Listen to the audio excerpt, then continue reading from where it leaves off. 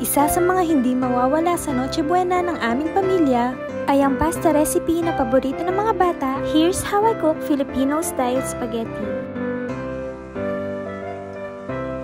Ang first step ay syempre magigisa muna ng bawang at sibuyas.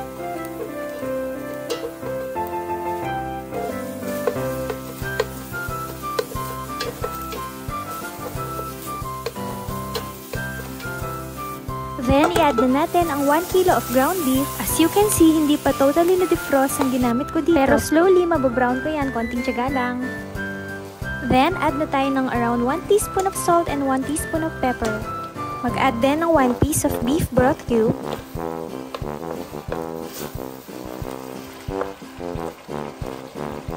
And 1 pack ng tomato paste.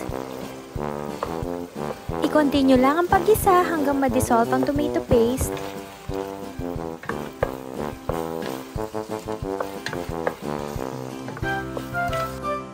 Sa pasta sauce, itong brand na to ang gamit ko. Pwede rin naman ang ibang brand kung ano ang prefer nyo. 2 packs ng 1 kg pasta sauce ang gagamitin ko sa 1.5 kilo ng spaghetti.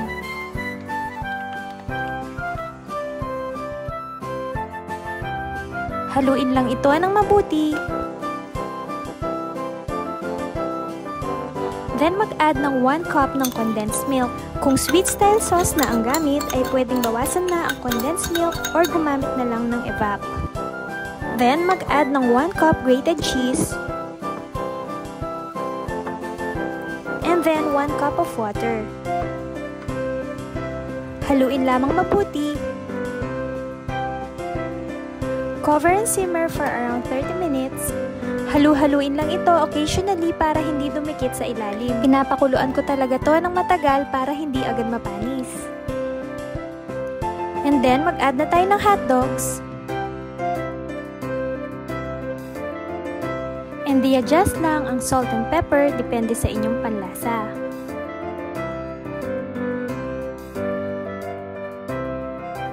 I-simmer lang ulit for around 10 minutes and ready na ang ating spaghetti sauce. Nagpakulo na ako dito ng spaghetti. Then, ina-add ko lang ang sauce sa ating pasta gradually. Nagtitira kasi ako ng konting sauce para sa ating toppings for later. I-mix lamang tong mabuti hanggang makover ang ating pasta ng sauce.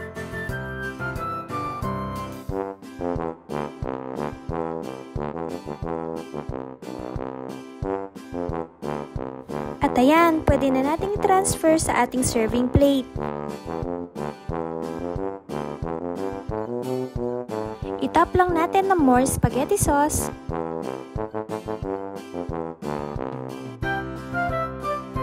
At syempre, ang ating grated cheese. And there you have it! Filipino-style spaghetti na pangmaramihan. Share nyo naman kung anong plano nyong ihanda this Noche Buena. Thanks for watching and follow for more recipes!